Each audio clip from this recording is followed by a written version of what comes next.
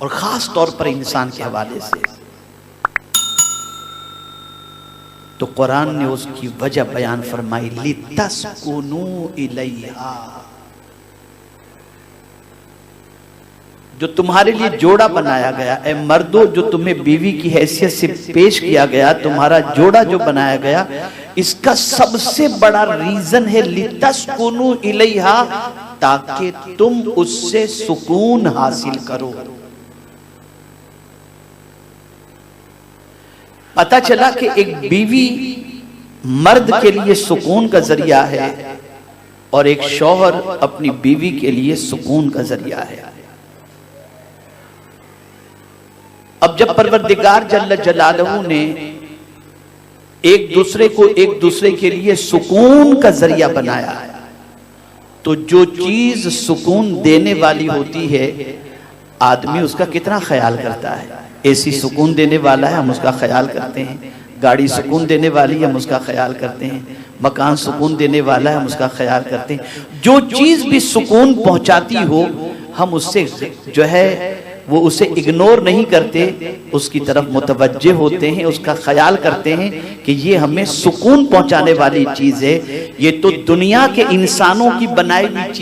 चीजें हैं, चाहे वो एसी हो चाहे कार हो, जिसके जरिए हम सुकून हासिल करते हैं। तो इन चीजों का जब इतना ख्याल करते हैं तो जिसे मौला ने सुकून का जरिया बनाया हो उसका ख्याल करना कितना जरूरी हुआ करता है।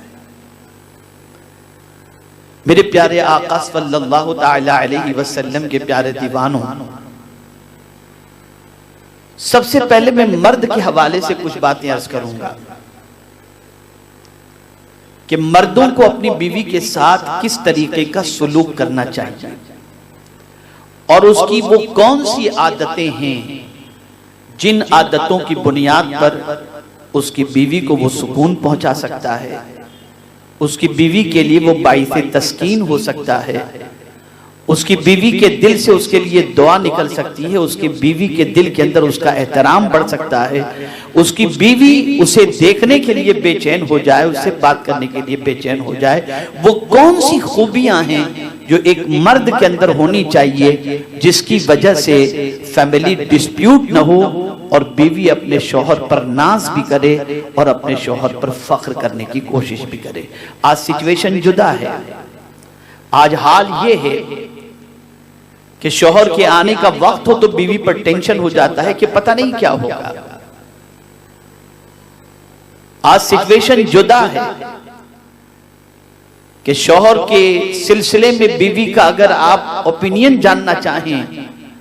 तो मैं समझता हूं शायद ही कोई औरत ऐसी हो या बच्ची ऐसी हो जो हफ्ते में एक मर्तबा मैके जाने के बाद अपनी मां के सामने सबसे पहले अपने शौहर की शिकायत न करती हो। ये सारी पोजीशन इस वक्त हम मुआशरे के अंदर देख रहे हैं, लेकिन आकाए करीम सल्लल्लाहु अलैहि वसल्लम की हयात तैयबा का मुताला करें तो ये बात हमें वाज़ेह तौर पर मिलती है कि रसूल गिरामी वक़ार सल्लल्लाहु ताला अलैहि वसल्लम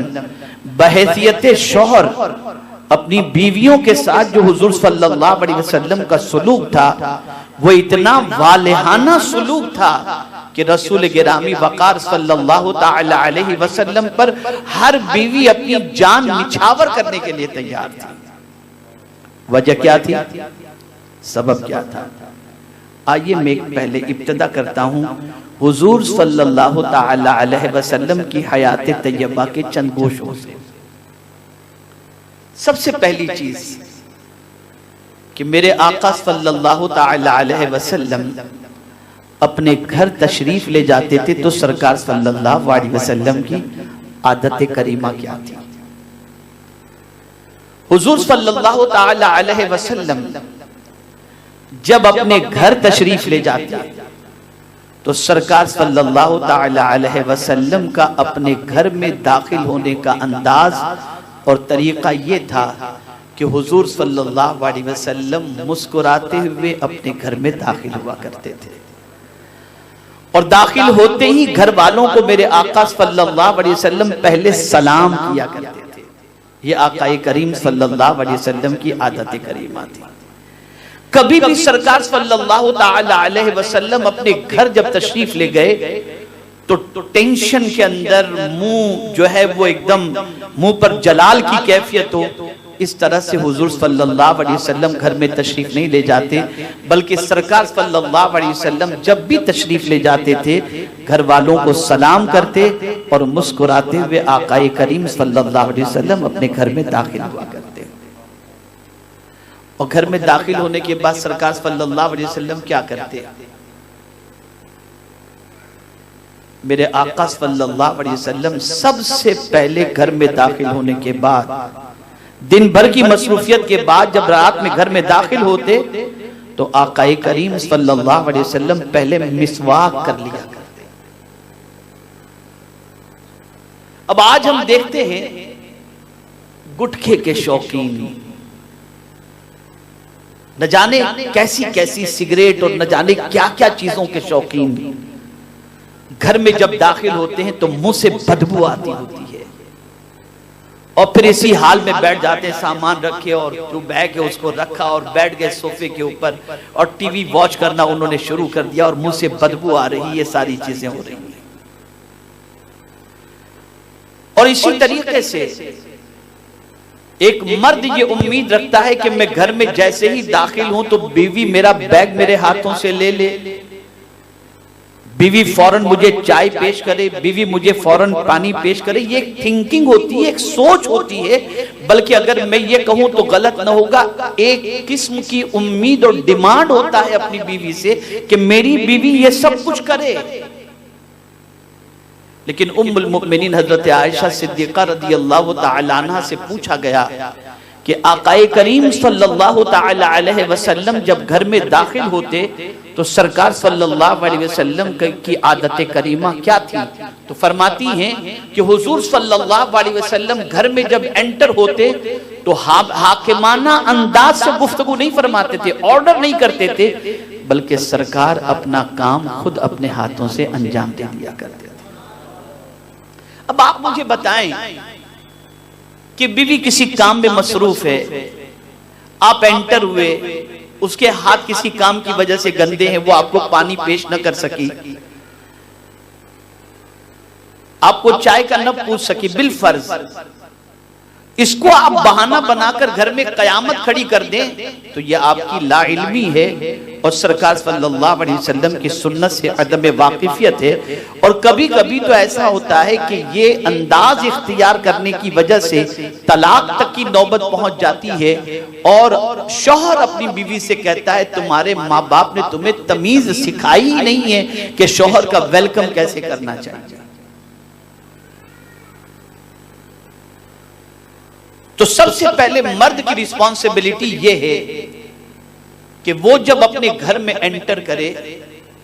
तो उसके चेहरे पर मुस्कुराहट हो, घर वालों को सलाम करे और फौरन फ्रेश होने की कोशिश करे, ब्रश करे, मिसवाक करे, शावर ले, ड्रेस चेंज करे और फिर उसके बाद आराम से बैठे और अपनी बीवी से गुफ्तगू करनी है तो वो गुफ्तगू करे, चाय खाना नाश्ता जो करना है वो कर सकता है। लेकिन अब आप मुझे बताएं, एक मर्द की तो ये उम्मीद होती है कि मैं घर पहुंचूं तो मेरी बीवी मेकअप करके बैठी हो, ये करके बैठी हो, और जनाब आप जब तशरीफ लाएं तो आपके मुंह से बदबू आती है तो बीवी आपके करीब बैठना कहां से पसंद करेगी? आप ये क्यों भूल जाते हैं कि जिस तरह से आपके सीने में दिल है उसके भी सीने में दिल है, जिस तरह से आप भी उससे कुछ उम्मीद रखते हैं वो भी आपसे कुछ उम्मीद रखती है। इसलिए पहला काम मर्द का यह है कि घर में दाखिल होते वक्त मुस्कुराते हुए दाखिल हो, फ्रेश हो, कपड़े चेंज करे और फिर उसके बाद अपनी बीवी से बैठ करके वो गुफ्तगू करे। मैं बीवियों के हवाले से क्या करना है मैं बाद में बताऊंगा, पहले मर्द के हवाले से मैं गुफ्तगू अर्ज कर दूं। दूसरी गलती जो मर्द की तरफ से होती है वो ये होती है कि वो अपनी बीवी को इग्नोर करता है, नजरअंदाज, कोई तवज्जो नहीं। आया, सामान रखा और सामान रखने के बाद, बैग रखने के बाद लग गया मोबाइल पर व्हाट्सएप करने और बातचीत करने और फोन पे लगा हुआ, ये सारे काम में लग गया है। अब बीवी बेचारी इंतजार कर रही है कि मियाँ कब फ्री हो और उनसे मैं कुछ बच्चों के दुख सुख की बातें करूं या अपनी बातें करूं, लेकिन मियाँ को तो फुर्सत ही नहीं है दूसरी चीजों से। और नतीजा ये होता है कि बीवी को जो प्यार शोहर की तरफ से मिलना चाहिए वो प्यार शोहर की तरफ से नहीं मिलता। और बीवी को इग्नोर करने का नुकसान ये होता है कि जो बीवी के दिल में अल्लाह अज़्ज़ व जल्ल ने अरमान रखे हैं उसके अरमान की जायज तकमील नहीं होती तो उसके कदम फिसल जाया करते हैं। तो दूसरा काम आप ये करें कि अपनी बीवी को इग्नोर न करें। घर में आप एंटर हुए, आप उस वक्त सारे काम को छोड़कर बीवी की खैरियत पूछें, कैसा दिन गुजरा ये पूछें, तबीयत कैसी है ये पूछें, हाल अहवाल पूछें। थोड़ा सा वक्त आप उसके साथ स्पेंड करें और सारी चीजों को पूछने के बाद अगर कोई जरूरी आपका काम है और कोई जरूरी बात कुछ करनी है तो किसी से आप अपनी बीवी से कहें, अगर तुम कहो तो मैं थोड़ी देर खास काम है मैं कुछ फोन कर लूं, और अदरवाइज आप कहेंगे तो वो इनकार नहीं करेगी, लेकिन उसका दिल रह जाएगा कि मेरे शौहर ने मुझे इग्नोर नहीं किया। ये बज़ाहिर छोटी चीज है लेकिन हकीकत में ये है कि एक फैमिली लाइफ को स्ट्रॉन्ग करने के लिए, शादीशुदा जिंदगी को मजबूत करने के लिए ये बहुत ही अहम चीज है। इसके बगैर एक शादीशुदा जिंदगी सुकून वाली नहीं हो सकती। तो अपनी बीवी को इग्नोर न करें, अपनी बीवी को नजरअंदाज न करें। और अगर कभी यह भी देखा गया कि शौहर घर में एंटर हुआ और बीवी साहिबा मेली कुचेली नाइटी के अंदर, बाल बिखरे हुए अंदाज के अंदर मौजूद है, या थोड़ी सी तू में हो गई, तो मियां फौरन उसे कह देता है, अब तो तुमसे मेरा दिल भर गया, मैं अब दूसरी शादी कर लूंगा, या फिर डिवोर्स की धमकी दे देता है। ये जो तरीका है, ये तरीका मर्दों का अच्छा नहीं है कि आकाए करीम सल्लल्लाहु ताला अलैहि वसल्लम ने जिंदगी में भी और विसाल के वक्त भी सरकार सल्लल्लाहु अलैहि वसल्लम ने सहाबाए किराम अलैहिमुर रिदवान को ताकीद फरमाई कि अपने अहलो अयाल के साथ अच्छा सुलूक करो और खास तौर पर अपनी बीवी के साथ अच्छा सुलूक करो। ये हुजूर सल्लल्लाहु अलैहि वसल्लम का इरशाद गिरामी है। आज बहुत सारे मर्द ऐसे मिलेंगे जो शादी ही इसलिए करते हैं कि वो आराम से पड़े रहें, बीवी कमा करके खिलाए, या इसलिए शादी करते हैं बड़े घरानों के अंदर के वहां से बीवी जहेज लेकर के आए और जब जरूरत पड़े तो मेरी सास और मेरे ससुर मेरा पूरा करें। ये सारी चीजें होती हैं,